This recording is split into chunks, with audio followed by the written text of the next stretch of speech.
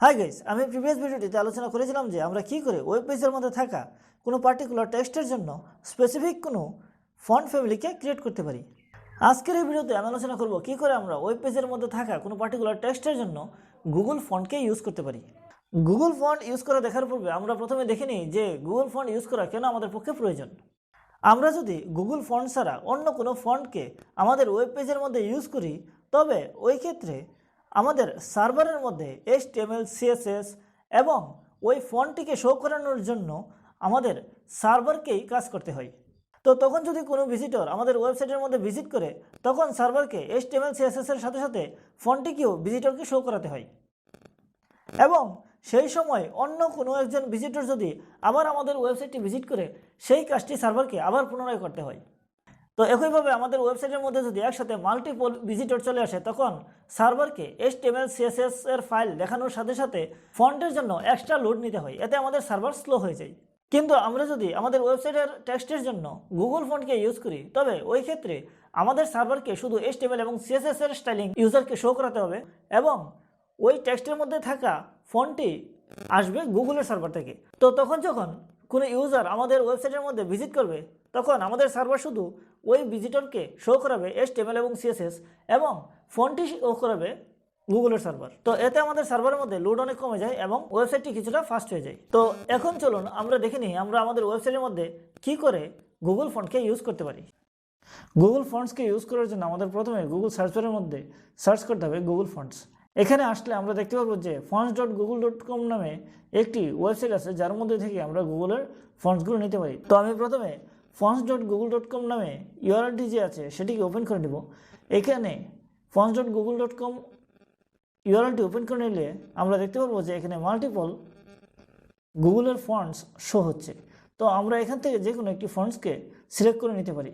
যেমন আমি যদি এখানে রুবিক বাবলস যে ফন্টটি আছে সেটিকে আমরা আমাদের টেক্সটের মধ্যে ইউজ করতে চাই, তবে আমাদের এখানে এই ফন্টসটির মধ্যে ক্লিক করতে হবে। ফন্টসটির মধ্যে ক্লিক করলে আমরা দেখতে পারবো যে এখানে ওই ফন্টসের নাম দেওয়া আছে, যেমন এখানে দেওয়া আছে রুবিক বাবলস।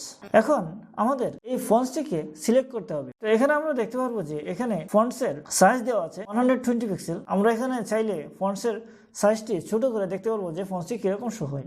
এবং আমরা যদি আমাদের ইচ্ছা মতো কোনো একটি টেক্সটকে চেক করতে চাই যে ওই টেক্সটটি এই ফন্টসের মধ্যে কীরকম শো হবে, তাও আমরা দেখতে পারি। যেমন আমি এখানে কোডিং ব্রাইট টেক্সট দিয়ে দিলাম। আপনারা এখানে দেখতে পারলেন যে এখানে কোডিং ব্রাইট টেক্সটটি রুবিক বাবলস ফন্টের মধ্যে কীরকম শো হবে তা এখানে শো হচ্ছে। যেমন এখানে তো সিলেক্ট রেগুলার যে ফন্টটি আছে এটির মধ্যে ক্লিক করলে আমরা দেখতে পারবো যে এখানে ওই ফন্টের একটি লিঙ্ক ওপেন হয়ে গেছে। তো আমাদের এখান থেকে ওই লিঙ্কটিকে কপি করতে হবে এবং আমরা যেই ওয়েব পেজের মধ্যে এই গুগল ফন্টকে ইউজ করব, ওই পেজের মধ্যে গুগল ফন্টের লিঙ্কটিকে এনে বসাতে হবে। যেমন আমি এখানে কোডিং ব্রাইট ফোল্ডারের ভিতর index.html যে পেজটি আছে তার মধ্যে এই রুবিক বাবলস ফন্টটিকে ইউজ করব, সেই জন্য আমি index.html পেজের অ্যাড ট্যাগের ভিতর ওই লিঙ্কটিকে বসিয়ে দেব। যেমন আমি এখানে ওই লিঙ্কগুলোকে বসিয়ে দিলাম।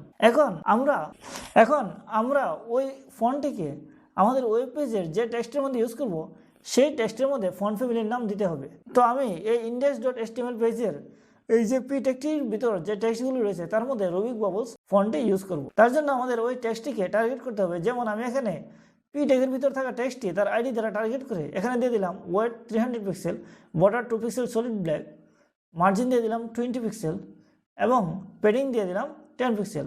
এবং তার নিচে ফন্ট ফ্যামিলি আছে যার ভিতর বর্তমানে কোনো ফন্ট ফ্যামিলির নাম নেই।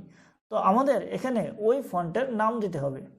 যেমন আমরা যদি ওই ফন্টের মধ্যে আসি তাহলে দেখতে পাবো যে ফন্টের নাম এখানে আছে রুবিক বাবলস। তো আমি এখান থেকে ওই ফন্ট ফ্যামিলির নামটি কপি করে নিলাম এবং এটিকে এখানে যে ফন্টস আইডি দ্বারা এই টেক্সটটি টার্গেট করা হয়েছে তার ভিতর যেই ফন্ট ফ্যামিলি প্রপার্টিটি আছে তার মধ্যে রুবিক বাবলস ফন্ট ফ্যামিলির নাম বসিয়ে দিলাম। এখন যদি আমি ওয়েব পেজটিকে রান করাই তাহলে দেখতে পারবেন যে এখানে আমরা যে টেক্সটটি ইউজ করেছিলাম তার ফন্ট ফ্যামিলি হয়ে গেছে রুবিক বাবলস।